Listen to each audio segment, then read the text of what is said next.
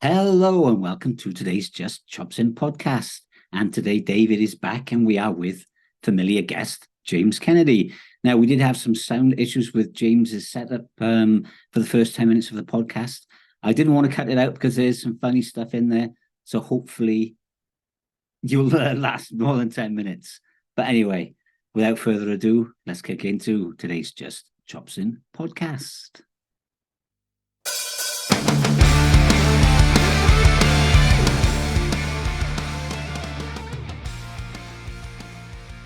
Okay. So we'll do a soft intro, shall we? So I usually say hello and good, whatever is to welcome to Just Chopsing Podcast. But this is like going full circle. And do you know why it's going full circle? Any idea, Dave? James was our very, very first ever guest. James was our first ever guest. And David is back. First and worst.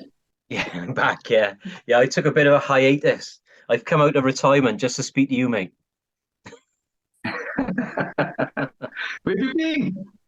I've just had a couple of months off. Yeah, just busy. So Terry been flying solo for a little while. Ooh, I have. Well, I can't say I've been flying solo because I've had guests, but you know. Is your internet? Is your internet going wookie? It is his internet, isn't it, Dave? Yeah, it's definitely James's. Yeah, he lives in the sticks, doesn't he? Oh yeah, hang on, guys. Let me just. I might go off a sec. Let me reconnect to the other Wi-Fi sec. Yeah, go on. Other Wi-Fi. Yeah, it's like me. I've got to go on a different router. Have you? Yeah. I got a couple of the router or router? Router. Don't a router like routes it? Yeah, like with wood. You route wood, don't you? But No. Then you join a router. No, it's a router. It's router, isn't it? It's not a router, is it? It's got to be router. I don't know what is going on with James, but you have a router for the internet, and then a router patterns wood. No, it's called a router. Sarah, you know when you join the internet, it's real. Actually, saying router. It's not a fucking router. It's a router. Router. Router. Router's got two O's. Right, David, sacked. Get off. It's the quickest return ever. Is that better? I don't know yet. We'll tell you in a minute. Your picture's really bad, but... Oh, is it? Yeah. Yeah. Unless it's just you. It's fine, my side. Yeah, might just be me, dude. Well, James, I don't know what's happened to you, mate. We never had this trouble before. Right. Oh, yeah, he's moving about now. Doesn't seem to be a See me now? It's weird as fuck. Well, I'm glad it's not me for a change. Because usually it's my internet. It's like, oh no, what's going on with my internet? I think I did Alaska. I did Lucid Dreams the last time. And my internet was, I had it connected to the wrong router and he kept stuttering on his end, but I wasn't sure if it was my internet or not. So, how's that? Am I any better now? That's that's great. Yeah, I can hear you and your voice is way out of sync, but that's marvelous. Okay. All this fucking technology and we still can't even do a basic fucking phone call. You know what I mean? Man. So, Mr. James Kennedy, what's happening with you, man? Oh, dude, where do you want to start, man? Do you want the good or the bad? I don't want any bad news. My life. Let's start with the good. The good is James Kennedy and the Underdogs are finally, after 10 years of promising it, we're finally doing some gigs. We got a new EP coming out on August the 4th, which is in about 2 weeks. And then we're doing a hometown headliner in Newport, the Westgate Hotel with Scar Sound and Heading Soundtrack, a bunch of other bands. And then we're playing the Beautiful Days Festival a week after that. So we're back on the saddle, man. That's the good news. Oh, we're finally getting out of the house. Last time I spoke to you guys was in the lockdown and I was fucking chained to the house. And I've pretty much been there since. And I'm going to give you some bad news now. Because your microphone just switched. Eh? You've just switched to a different microphone, I think. Oh, it seems to be fine this side. Oh, now it's fine now. Maybe you were a bit too far away from it. Huh. Fuck me. You don't have this trouble on your own fucking podcast, do you? I reckon you're trying to stitch us up. Well, Dave's nodding, and like Dave's getting it. You should start here. Well, Dave's really good at thinking it. Terry's always like a month behind everybody else anyway, so don't worry about it. So am I backed up on yours as well, Dave? You're right on mine. Nah, come on, Ted. So I do. Yeah, okay. It's definitely not my internet because David's better fine. on mine now. David's fine on mine. It might be mine. It might be mine. It may well be mine. I do live in Aberdeen. Yeah. It's in the sticks, innit? Yeah, we haven't long had Wi-Fi here actually, too. So it's just like Wi-Fi 01 or something. Still on dial-up, you got your phone plugged in somewhere. That's it. Yeah. Yeah, so Guys, can we go ahead like this or? Yeah, you reckon, Dave? yeah, let's do it, innit? Well, you're the producer. You're calling it. So when's did you say the first gig? What, 5th of August was it? It is the 12th, whatever the Saturday is after that. Oh, okay, cool. And where's that in Hotel. Westgate Hotel? Oh, okay. Yeah, Newport, yeah. I'll have to hook you up, mate. I'll come down and have a look at that. Do it, man. Yeah, we'll put you on the door. There's a load of like Scar Center playing as well. It's the Kennedy soundtrack, a bunch of other local bands and stuff. It's going to be sick, man. Oh, cool. Oh, we'll have a look. That'll be good. What's Yeah, Terry's that'd be still good looking to like? finally see you, man. You know what I mean? You know? Yeah. But bear in mind, like, this is our, like, we haven't had gigs or anything at this point. We're hoping to squeeze it. it's definitely his fucking microphone. Has he got up again? Yeah. Can you hear me, Dave? I can, but you did go in and out a little bit then, to be honest. It's weird. They're not moving. That's so fucking strange. Because I got a tendency of doing that, because I'm always nervous when I do them. I rock in my chair like an old woman, and like I keep coming in and out all the time. I move around all the time. Yeah. Okay. So, do you want me to start again? If it's going to be shit quality for you, do you want me to start again? It's not shit quality for me.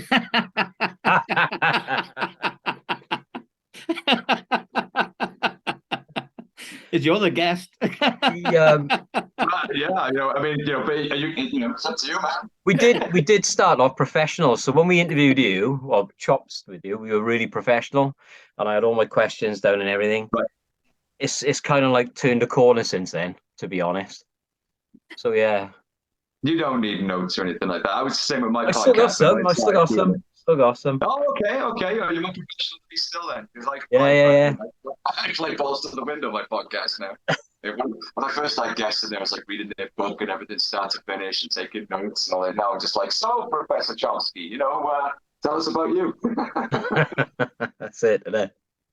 What happened to the podcast then? Go on, yeah, sorry. so you've got your own podcast as well now, and you've done 50 shows I've seen on Yeah, Spotify. The 51st is actually coming out tonight. It's a bonus episode because I'm currently writing the follow-up to Noise Damage at the moment, and I signed a publishing deal with a different publisher, and they paid me the money, so I'm committed. The contract is signed, and the deadline is December this year. And like, man, I am like months and months and months behind. So I'm shitting myself a little bit. So I've had to like put everything else on the back burner. So once I got to 50 episodes in the podcast, I thought, well, I'll park that up for a bit because that's not like, a priority really. It's just something I do for fun. I'll call it season 1, and then I'll come back with season 2 when I got some more time. You know what I mean? Yeah. So I just thought I'd offload. But I've got an interview coming out tonight with an American band called We3. They were the semi-finalists on the America's Got Talent show in 2018, and they've since gone their own direction, done a pile of cool shit. They got a new album coming out this week, so I squeezed that one in as a bonus episode. But the rest of it will wait till after the summer now, because I'm gonna write this down. When you logged on, did it say up in the corner? What did it say, Dave? Original sound for musicians. I got off. Is yours on or off, James? I can't see that. It just sounds bad, is it? Yeah, it keeps dropping in and out. It does. Just coming in and out a bit, yeah. Oh, hang on. Enable original. How's that? Is that any better? I just enabled the original sound. I don't know what the fuck that means. It's all right, but now you're too far away. You need to turn your microphone up now. Fuck me, how's this? Everything's on full this end. Oh, is it? This is weird as fuck. I've never had this problem on Zoom before. Well, maybe your guests are just too polite to tell you. That's why no one ever comes back. Shit. This sucks, man. I gutted about this. So, That sounds all right now. sounds okay. Fuck me. Well, I'm not moving. I'm gonna try not to move. Okay. I've got everything on full. I'm not gonna move. How's that? Don't move, because then you'll be leaving the room. I'm fucking paranoid now. So you're allowed to give us an insight into the second book? Is it going to be number 2 or part 2, or is it going to be a completely different title?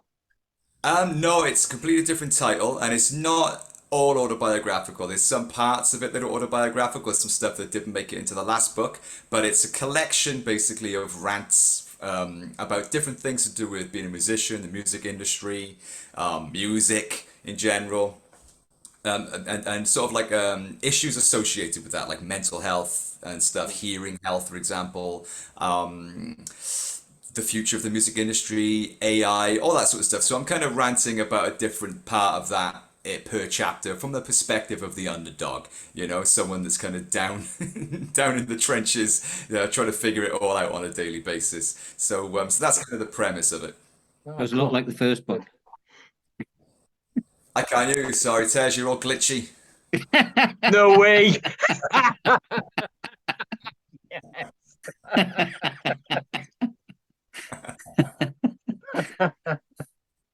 Now, there's similarities with the first book, of course, because it's kind of it's still me talking about my experience, and it's still written in the same sort of style. So there are going to be like similarities with Noise Damage, but it's really difficult to avoid kind of repeating a lot of the same stuff because there's so much in that book, and it only came out like 2 years ago or something. You know what I mean? So, I mean, obviously, because it did so well, it went to number 1. And I don't know if that had happened by the time I spoke to you guys, but it went to number 1 in 3 categories on Amazon. And at one point, I got a screen grab of it when it was the second best-selling rock biography after Roger Daltrey. And I was like, fuck. I don't know how long it was there, like an hour or something, but it was there at one point. So because it was a kind of runaway success for a bit, I got a literary agent and then a publishing deal and that sort of stuff. And the expectation from everybody was to like write another one of those, if like that worked, do that again. I said, well, I can't, man, because that's my entire life up until like last month. You know what I mean? Yeah. So I can't. We figured out a way to make them happy so that I can get a second book out, but also so that I'm happy with what I'm doing, So we've got a happy compromise. So there are some sort of like road stories and stuff in there that I didn't put in the book because there's so much shit I didn't put in the book because, be fucking massive otherwise. So yeah, I'm kind of enjoying it, but like Noise Damage was written in 2 months because when I was writing that book, I wasn't aware that I was writing a book. I had a few quiet months and I was just pissing about, getting some memories down, from the band just recently breaking up. And then obviously it got published and all that sort of stuff, which was not my expectation. I mean, if I knew it was going to get published, I wouldn't have been as honest in there as I was, and I wouldn't have slagged as many people off in there as I was and named everybody by name. So that was an easier write because I was just pissing about for myself with never knowing anybody else was ever going to read it. But this one's different because now it's coming out on a university press in hardback, and the last book got such good press and everything. And I'm aware now that people are going to read this thing. So it's a lot harder to write like that. I'm kind of getting in my own way a lot more, you know what I mean? Now, I was going to say you're feeling a bit more obviously you're feeling a lot more under pressure than with the first one. Yeah, 100%. It's kind of like internal pressure though, you know what I mean? Because like, I don't think of myself as a writer or anything like that. And I didn't have that pressure the first time around. But now I'm like, shit, do I spell that right? Is this written right? Is that good grammar? You know what I mean? It's like there's a lot of shit now getting in the way, So I think I just need to forget about all that and pretend no one's ever going to read it and just do what I did the first time around. But it's super interesting, man, because I know nothing about writing. I love reading, but I know nothing about writing. It was never an ambition of mine. And I suppose it's a good problem to have, because so many writers, aspiring writers, have had a similar journey to what I had in the music industry, where they're trying to get a book published, they're trying to get an agent, they're trying to get something, and just getting nowhere, which is the story of most people, whether it's a musician or a writer or whatever. I come along, my fucking dumbass guitar player, book riddled with swear words and everything, and bad grammar and bad English and slang, and I get it published, and now I'm getting my second book published. So I mean, it's a good problem to have, and I'm aware that from a writer's perspective, I'm very lucky, even though I had fucking zero luck in the music world. Well, that could be, your payoff. Yeah, there's a bunch of writers out there now who hate my fucking guts. Like, how come he can get a fucking book published and I can't? Yeah, well, there's probably also a bunch of musicians as well that hate your guts, you know what I mean? It's like he was shit when he was in a band and now he's got a book. Yeah, there's people who dislike me for many reasons. I'm fine with that, man. It was. I don't know if you wanted to get into this, but before Christmas I was assaulted by police when I was sitting in my car. I'm happy to talk about that, but it was in the Western Mail, and I didn't want to read the comments because it was quite raw. It was only like a week after it happened and stuff, and I thought, I want to kind of leave this alone. But I went back and looked at it like a couple of months later just to see, what the consensus was, and there was people on there saying, "Yeah, I'd love to punch that fucker in the face as well." Yeah, I saw that. I saw you posted it on Facebook and stuff when it actually happened, and it was like, yeah, it's quite a shocking story, really. I mean, a case of mistaken identity, to punch your face in, and then there's no, not even an apology, like. No, well, they said that the internal investigation, which took 4 months, said that they did it in self-defense. So you got to bear in mind that I was sitting in a car in a seatbelt with a steering wheel in front of me, so I couldn't move my legs. I'm in a seatbelt. I was looking at my phone, didn't even see these fuckers coming. And there's 3 professional members of the organised crime squad. They weren't even police, they were organised crime squad. Piled in on me, both my hands were restrained. And even then, they felt so terrified of me that they had to go in with the fists, because they were so fucking petrified that even then, restrained and in a seatbelt, that, they had to do it out of self-defense. So what does that say? What a badass I am. Yeah. Well, yeah, I think you're about the same height as me, so maybe they mistook you for me. 5'4" badass, apparently, Yeah, I'm only 5'4" as well, so. Nightmare. That's not good at all, is it? Yeah, I remember that one because Terry tipped me off and said, "You need to see what's going on." James has just put a post on. I can believe it. Shocking. Oh, yeah. I mean, I can laugh about it now because it was like 8 months ago or something, but it wasn't cool, man. Yeah, I mean, I've had PTSD for a good few months. I feel like I'm out the other side of it now. But yeah, it was pretty bad, man. Like for like 2 weeks, and I don't mind saying, like my door was locked, my curtains were closed. Like everyone that knocked the door, I thought was gonna fucking come in and punch my face in. You know what I mean? So, yeah, I mean, I can kind of see it for what it was now, but at the time, it was very unwelcome. Yeah. Yeah, I bet. Yeah, getting beaten up by the police is never fun. I've been there a few times myself. Imagine you have, yeah. Yeah, but he probably instigated it. That's the difference. I was surprised with you, man. I was like innocently minding my own fucking business. You know what I mean? Oh, I tell you, That deserved it. Like, I'll tell you a story about me getting beaten up by the police once. I got arrested, right, and I was drunk, and I was in the police station in Cwmbran. So I was drunk. So the sergeant was booking me, so I just laid on his desk, and I had my head on my arm like this, and I was like lying on across his desk, and he was writing the charge sheet. And then another copper came in. He said, "Oh, get off the desk." I was like, "What? Get off the desk?" I said, "Well, the desk sergeant can tell me to get off the desk if he wants me off the desk. I mean, I'm dealing with him." The next thing you know, 7 coppers grabbed hold of me, bundled me into the cell, and just beat the crap out of me. hell, dude. Left me there for the night. I was like, "Oh no." On the desk. Yeah, well, the coppers were like that in Cwmbran back in the day all the time. It's mad. Do you know what? Like, so many people have told me similar stories. I had loads of people sending me DMs. So many I couldn't reply to them. And now that it's my solicitor has taken it to the IOP, the Independent, whatever the fuck they are, and they sent us an email recently just saying that there are so many similar complaints in against the police at the moment that they can't even look at my case until next year. So it's at least before they look at it. So I mean, and people have said that it's there was like this back in the 70s and 80s. So I guess very little has changed. Yeah, probably not. No, I don't know what it's like at Cumbrae anymore. I don't. I think even still got a police station, Dave. They've moved now, so it's over in Llantarnam, the police station. Oh, is it in the police Um, headquarters? yeah, the police headquarters. Yeah, it's moved over there, but I never see any police about the streets. Never see them. No, On we were in Cumbrae. town on a Saturday or Friday night. Yeah, People. don't see them. There's nothing to do in town really now. Do you know what I mean? So they don't need to go there. Everybody goes out drinking. They probably, most of the people, they're either in little local pubs or they go to Cardiff. There's no Yeah. pubs left, is there? Not many, not pubs. They're all eateries now. Yeah. You've got to go in and order a chicken tikka to have a pint. Weatherspoons. Yeah, yeah, Spoons is the cancer of the fucking, hospitality industry. yeah. Yeah. So Microwave you, meals. No, who can resist getting a fucking, a 12-inch fucking burger and, a pint of lager for like £3.50. I know. I mean, you can't say no to that, so. I bitch about it, but I always end up there. Whenever I go to Cardiff, we end up in Spoons before we go to a gig. Got to be done. Ooh, Yeah, right, yeah, yeah. yeah. The thing is, anywhere else, it's going to cost you like fucking $12 for some kind of hipster burger or something, you know what I Yeah, mean? yeah.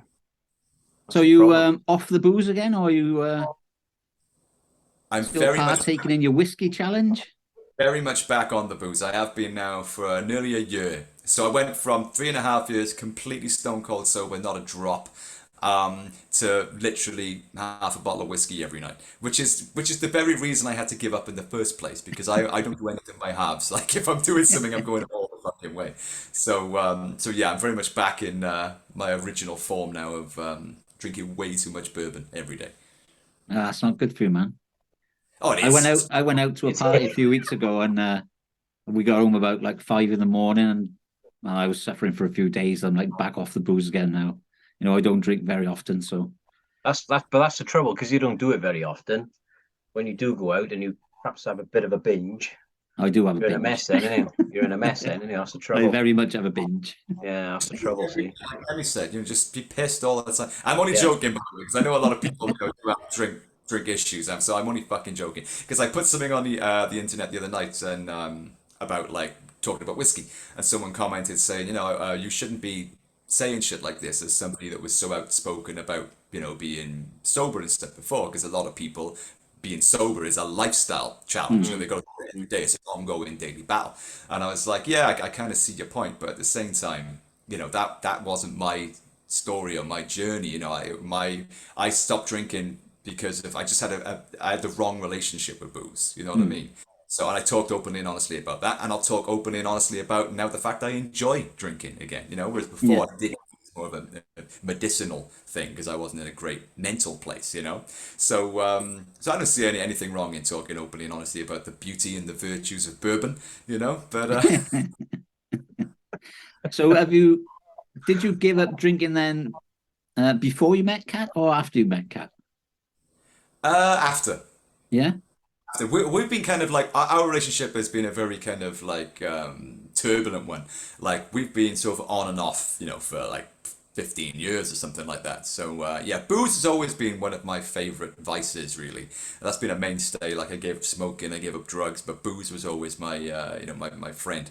But then yeah, I gave up drinking just because like I was drinking and to like drunk stage every night for like 10 years and mostly by myself in the house. I mean, anyone that's had noise damage will sort of know what I'm talking about with that chapter of my life because it was fucking hard being in a band. I put Mm. everything into a band that gave me nothing back. I was Yeah. like penniless, broke, living back with my parents. Fucking like literally one pair of jeans. Living in rags essentially, and yeah, so just fucking numbing myself every night with booze, and I became aware that was very unhealthy. And it wasn't good for my mental health. It wasn't helping my mental health situation or my physical health situation.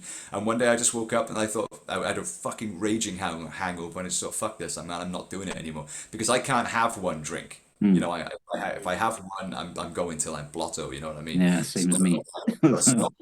But now it's a lot more healthier now. Now I'm back. I mean, I know I just said been hitting the whiskey every night for a year, but I mean, I had a lot of shit last year. I mean, my father passed away last year after Yeah. a quite horrible battle with brain cancer, and then a few months later, I had the police thing. So again, alcohol was kind of like helped me just Mm. stabilize through that period. But now I'm, despite me joking about it. You know, I have a much more healthier like relationship with alcohol now. You know, like you know, I don't drink every night now. You know.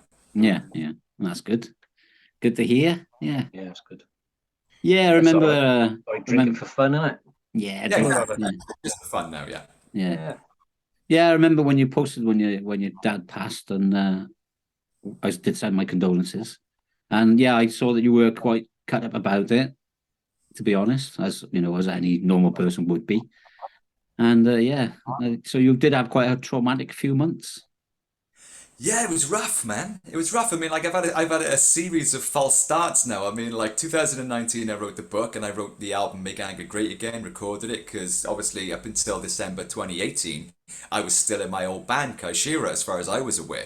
And it was only when the band officially broke up that year that I kind of like, right, put my flag down. I'm going solo. I'm going to do a new album and go in a new direction and get the book. And so everything was lined up for 2020. That was the big year. I had a publishing deal. I had a label services company putting a record out, and it was like, right, 2020 is going to be the fucking year, man. And then boom, global pandemic and lockdown. You know what I mean? Yeah, yeah. So I kind of managed to sail my way through that and battle it out, and still got the album out and all that sort of stuff, despite the setbacks and the difficulties. But then 2022 came along, and it was like, right, cool. 2022 is going to be the year, man. You know, it's like we're finally out of lockdown. I got a band together now. We're gonna get out there, do some gigs, and then my father gets diagnosed with 6 months. You know, so we did actually have a UK and European tour booked in the bag. We were going to headline Rock Palace Festival in Germany as well. So I had to cancel all that. You know, obviously to spend as much time as I could with my father.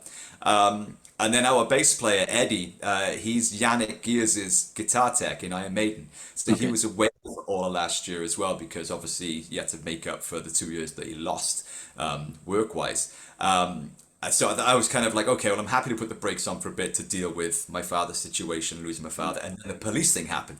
So it was like 2020 wasn't the year, 2022 wasn't the year, so 2023. That's gotta be, you know what I mean? So there's no expectation this time. Now it's just like we're gonna do some gigs, and we're just gonna see what happens. Yeah, yeah. I saw you did some acoustic gigs already. We've got one tomorrow. Obviously, I don't know when this episode will be going out, but we've got one tomorrow in the bunkhouse in Swansea. Me and Jack Davis, the guitar player, are just doing a duo thing, which would be pretty cool. Yeah, I'm just saying yes to everything now. I think we've got a gig in Fuel coming up as well. So just like yes, I just want to fucking make some noise on stage now, man. It's been so long waiting. You know what I mean? Have you got a new album in the works then, or? There will be, yeah, there will be. Like I said, we've got the EP coming out on August the 4th, which is called Make Acoustic Great Again. Basically, it's 5 acoustic reworkings of tracks of the last album. Because the last album kind of, one, it got overshadowed by the book, and two, it was very, very difficult to promote because of the climate at the time, the political climate. I don't know if I The whole was MAGA mentioned. thing. Yeah, exactly. Yeah, the video for the Power got taken down after a day. I got shadow banned on every fucking platform. I got demonetized. I wasn't allowed to Facebook advertisements or anything like that. So the album was a struggle. So I kind of just let it lie because obviously we couldn't perform it or anything. We were in a lockdown. The book was doing so well, so I thought, well, I'll leave the album lie. And I'm not ready to like just move on from that yet, you know, because I never fucking gigged it yet, you know what I mean? Yeah. So, well, the acoustic thing would be a nice way to kind of revitalize those songs, even though they are 2 years old now, but like most people haven't heard them yet. It'll give us an excuse to get out and gig them, and then I think, yeah, probably another album will happen later on this year, I think. Okay, cool. Oh, good. Yeah, at least you get the opportunity to get out and play Make Anger Great Again. Can't wait, man. Yeah, I can't fucking wait. That's all I want to do. You know, it's weird. Yeah. It's so weird. It was weird in the lockdown, but now, like, you know, 2 or 3 years later, it's even weirder because most people came out the lockdown and they were booking tours and everybody was, you know, gigging. You couldn't get a fucking slot for love nor money. And for me, I've just been hanging on patiently for 3 years now. You know what I mean? Yeah, Yeah. yeah. So Do you the, think so the we'll gig in the Westgate is going to be a full electric gig then, is it? Full band, yeah, Yeah, full band. cool. Yeah, cool. Do you think we'll ever get an apology from the governments for the fucking mess they made with the pandemic? No. No. Do you think they deserve us? They deserve to give us one? I think they deserve to fucking burn in hell, not for that and many other reasons.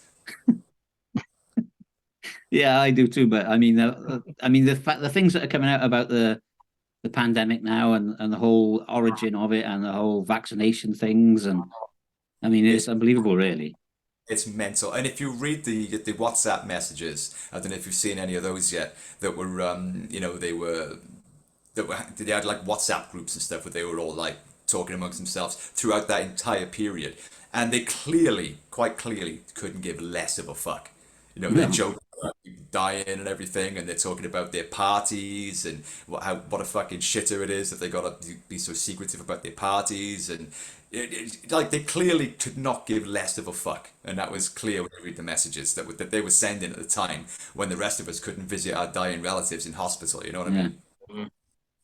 Yeah, and what do you think about the vaccination and about all the stuff that's come about that? Well, what part of it? Yeah, all of it really. None of it worked, and there's people dying from it, and there's more people dying from that now than from the actual virus, and Yeah. and poor old David's had 4 injections. I have had 4, yeah. I had the 2. I haven't had any boosters, but I've spoken to quite a few people that have had a really bad reaction from the boosters. Some pretty serious shit. I probably wouldn't have had any vaccinations, but because my dad had cancer at the time, and me and my mother were like his only carers, really. He said, "Look, I'm high risk. If you're not going to have a vaccination, you can't fucking come in the house." And I was like, "Well, fuck that then." So I got the vaccination, but I wouldn't have done it otherwise. I mean, I'm pretty fit and healthy. I didn't see why I needed it, so I only did it because of that reason. And as far as I'm aware, I haven't personally had any dodgy side effects, but I know so many people that have just had these mystery illnesses that nobody knows what it is, and the doctors, they test everything, they can't find anything. And I don't know, there's a lot of fuckery that I think we're going to find more and more about as time goes on that happened during that fucking time. Yeah, definitely, yeah. I mean, I caught COVID and I was really ill. And then Right. I just got better, and I had 1 vaccination, and that made me really ill again. And I was like, "Fuck that! I'm not doing that. I've got over the illness. That's it. As far as I'm concerned, I'm fucking immune now." Do you know what I mean? Not really immune because I caught it like 2 or 3 times since, but every time it's got less and less. But that's how mad is that? You've had the vaccination, yet you've still caught it. So what's the fucking point of the vaccination? Yeah. Well, it was they originally said that you wouldn't catch it, didn't they? Yeah. They said it'd lessen the effect then, wasn't it? Yeah, and then it was all less than the effect. But they did absolutely 0 clinical fucking trials on it. Yeah. They just released it just to appease everybody, I think. Yeah, I had 3. I did. So I had the 2, and then there was a booster, and then I was supposed to have gone in for my 4th, and I read stuff up. Oh, I told you not to go. Yeah. And people had said, when they've had their 4th, they're really rough, and it sort of like lessens the effect of the other 3 and all that. And I thought, I ain't gonna bother. And I've had COVID as well, so Right. I decided not to in the end.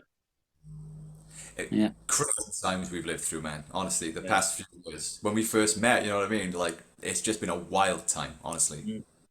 It has, fair play. And you can guarantee something like that's going to happen again, can't you? Yeah, they're planning the next one, aren't they? It seems to be getting wilder. Like I thought coming out of the pandemic, everything was going to be fairies and unicorns, but it seems to be getting more fucked up by the day. I wonder when lockdown again, you know what I mean? Yeah, I just can't get a grasp on it, to be honest. I mean, from everything is just, from the pandemic to the vaccination. Now it's all about flipping transsexual kids, To be honest, it's like, you need to change your fucking kid's sex and give them these hormone blockers. Fuck off with your stuff, man. Just leave kids alone. Like, I mean, they wanted my daughter to have a vaccination. At the time, she was like only 10. I was like, you ain't giving her the vaccination. She don't need it. If she can't fight it off when she's 10, then yeah. Do you know what I mean? There's no hope for her, really. So narrative changed a hell of a lot. It was like, oh, the kids don't need it. Now all of a sudden, oh, the kids definitely need it. Yeah, it's fuck off. You won't get it if you have this. Okay, you might get it if you have this. It's like, guys, make up your fucking minds, man. I think they were just trying to tell us something to look like they were doing something. I actually don't know. The thing is, I got to be very careful because I was a hardcore conspiracy theorist for like 10 years. Yeah. Hardcore. Like, I even went so far as to shapeshift in lizard shit. I was like right on the edge of the full fucking the full run. You know what I mean? And so I got to be very careful now because I'm like a recovering conspiracy theorist. I can easily be dragged down back. You know what I mean? So now I'm kind of like, oh, I'm sure there's a more logical answer, but there's always that part of there's always that like a David-like part of my brain that's going, it was all a conspiracy. You know what I mean? I'm like, no, no. Well, if you can find a logical answer, mate, you feel free to tell us because I don't believe it. Well, I'm still trying, dude. I'm still trying, but it's like I'm trying to battle both sides of my brain at the moment. You know what I mean? The conspiracy side always seems to make more sense, but then at the same time, I know that there's a lot of bullshit attached to that world. So I'm trying to straddle the line down the middle. Yeah. Well, I hope you get out on tour before fucking Trump becomes president again, otherwise you'll be shot down in flames once Oh, more. that'll happen again, won't it? That'll happen again. The next album is about strippers and whiskey. I'm going to play it safe, like all the other I fucking. think that's the way to go. Yeah, that's the way to play it. You'll be turning into Sons of Liberty. That's what I'm going to talk about, like AC/DC have been doing for the past 50 years. Yeah. That's a winning combination of it. So who's on your playlists at the moment? Any artists that perhaps we haven't heard of that you're listening to? I'm loving Bloodywood. Have you heard those guys? No. They're fucking killer. They're from Delhi in India, and they're heavy as all fucking hell. You wouldn't think Indian metal would work, right? I was a bit skeptical, but it really works. They got the Indian percussion, they got the Indian flute. The fucking singing is like, it's heavy. It's fucking brutal. It's heavy as shit. But all the Indian rhythms and everything really work as well. They played Club Before Bark in Cardiff about 3 weeks ago, so I went along, and they were absolutely awesome. Yeah, I love that band. It's just such a different sound, and they're kicking ass as well. They just come back up a world tour. They did all the big festivals around Europe and America. Check out Bloodywood. I'm really vibing that stuff. It's just so different because it's got the brutal heaviness, but it's also got that other layer of like the swung Indian rhythms and the flutes and all the Indian folk stuff. It's fucking great, man. Yeah, well, you like your Bollywood stuff anyway, don't you? Yeah, I well remembered, dude. Yeah, I mean that's all I watch pretty much is Indian movies. Yeah. Yeah. And how's things going with Kat's album? Because we were promised that she would come on, and I think that was about 2 years ago now, wasn't it? Yeah. We have a different kind of pace of working, but the album's coming out in October. She'd be more than happy to come. I'll speak to her later. The album's coming out in October. She just released her third single, which there's a video on YouTube you can see called "Life Without You." I'm in it right at the end. It's doing really fucking well, man. Yeah, it's a great album. She had a great producer called Zach Lloyd do all of the instrumentation. It's like Quincy Jones, kind of Stevie Wonder, kind of 80s classic pop, Michael Jackson kind of sound and production to it. Great songs, kind of disco, funk, pop. It's really, really cool. So she's dropping a single every month for the next few months up until the album comes out in October. Okay. Okay. Cool. Is she going to tour it then, is she? I think a couple of gigs. Yeah, I don't think she'll do a full tour, but she'll probably do like a Cardiff one, maybe a London one, a couple dotted around the place. She'll probably do a show, but it probably won't be a tour. But yeah, I mean, like every time she does a show like that, she goes big with it. I mean, on her last album, she sold out Club Before Bark twice. She did the Borderline in London when that was still going, and it was like we're talking big fucking custom made angel wings, a string section on stage, the full deal. So so she'll do a couple of really well orchestrated, decent shows with like big stage sets and stuff, and that'll probably be it, Mm-hmm. Yeah, I follow her on Instagram, and she seems very creative. Yes. Oh yeah. So, yeah, a lot of stuff's pretty cool, man. With a polar opposite, because she takes her time, she loves the process, she enjoys it, she experiments, she does it this way, tries it that way, enjoys the whole process. But I'm the total opposite. I'm like, I hate the process. Come on. I just shut myself in a room. I grow a big ass beard. I'm in a bad mood for 3 months, and then I go an album. It's like, right, on to the next thing. So, we have different quarters of the house because we both work from home, so we have different quarters of the house, and it's reflected in the wardrobe, I suppose, because if you open up the wardrobe, her side is like a fucking rainbow, multicolored rainbow, and then my side is just black. Yeah. Well, like all rock stars should be. Yeah. All right then, mate. So, got anything else to tell us? I don't think so, actually, guys. I mean, probably. I mean, loads has fucking happened since the last time we spoke, you know. But I think that's the main stuff that's happened since. I mean, other exciting shit that I've been up to. I spoke in the House of Lords in September. That was pretty interesting. What was that about? And me and Perry from Pendulum and a couple of other guys did a talk about the effects of Brexit on the music industry, which was pretty fucking interesting. So I did that in September. I mean, I'm always doing fucking loads of shit. You know, I mean, I always keep myself busy. Obviously, the podcast was something that has started since the last time we spoke. I had some great guests on there, like Frank Turner, Enter Shikari have been on. Benji from Skindred, that was a fun one. I had some members of Parliament on there as well, and like Stella Assange was on talking about Julian Assange. Some big some big like professor academic types, you know. So that's interesting. I enjoy doing that because every week I get to have an interesting conversation with somebody, you know, in a completely different field most of the time to what I know anything about. So it's interesting.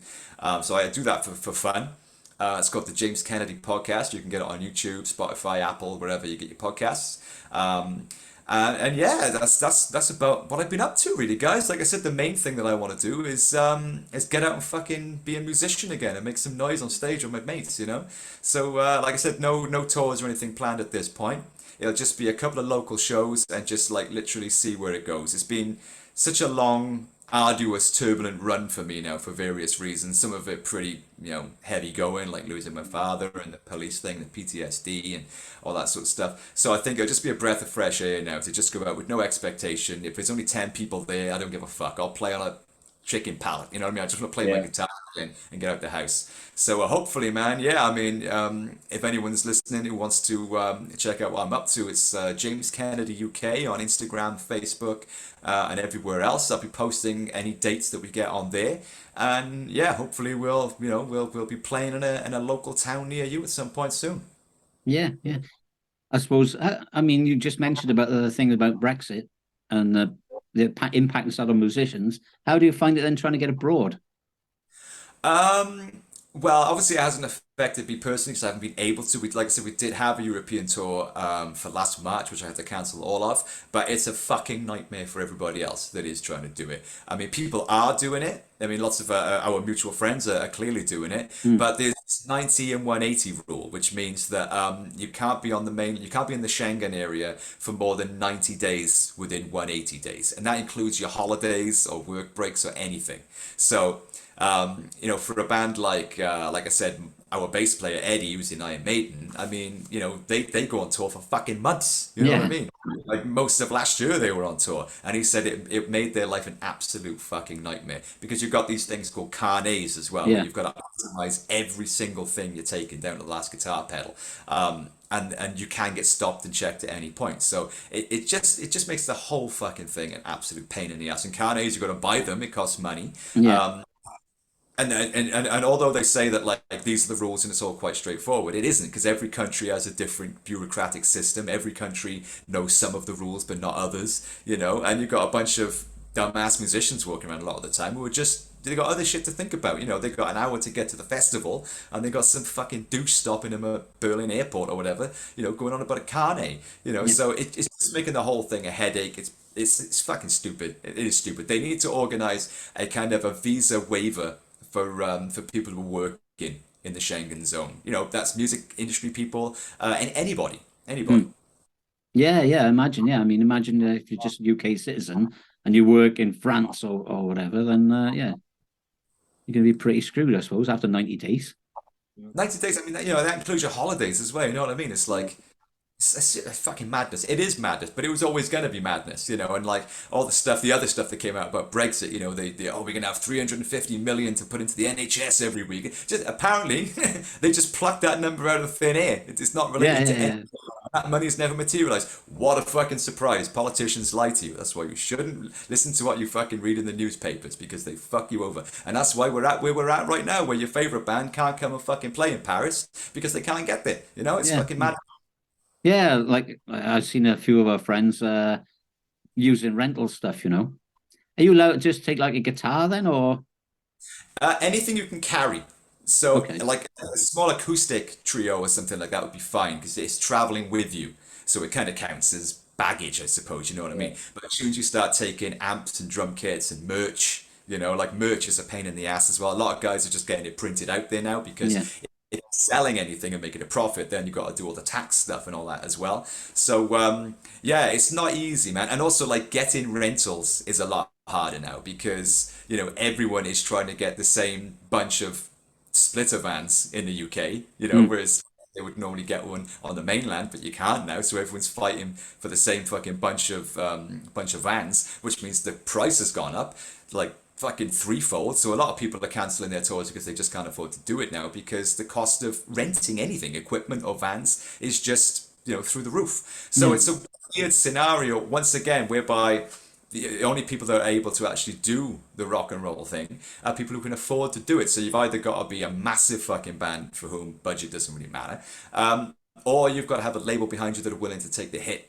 for the Mm. long run or something. So once again, if you're an independent artist that doesn't have either of those things, like myself, then it's a different thing to play. So I'm gonna focus on local. I'm gonna focus on fun. I'm just gonna get out there and make some noise, and whatever happens, happens for myself and for my soul, really, rather Yeah. than Yeah. long-term plan. You know what I mean? And Yeah. then I'll soon get the itch. The inner Napoleon will come out again. I'll be like, I'm gonna fucking conquer Europe, and I'll be making these fucking large plans to tour and stuff like that. So that'll probably happen soon.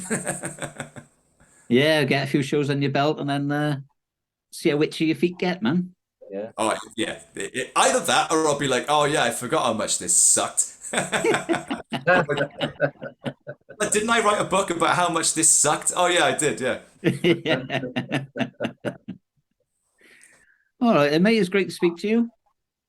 You too, guys. Thanks for having us back. Yeah. It's great to see you, man. Yeah, great to catch up, and yeah, hopefully all the bad stuff is behind you, and yeah, be good to see you on the road.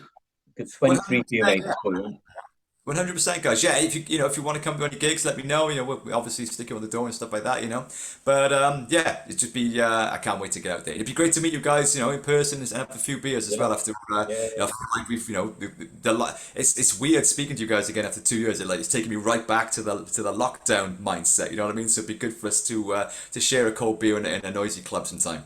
Yeah, cool. Yeah, definitely. I'll definitely come down. I'm gonna check my diary now as soon as we dial off to make sure I'm good for it. Wicked, wicked. Oh, yeah. Hopefully you can make it, man. Yeah, we'll All right, all right, cool. Thanks, mate, and All right. Take care. we'll speak to you hopefully not quite so long next time. Yes, yeah, yeah. Well, you know me, dude. I'm always up for fucking talking bollocks. So if you ever want on an episode, let me know. I'm always here. Cool. All right, cheers. Guys, thanks again. See you soon. See you then. Take care. Bye. Ta-ra.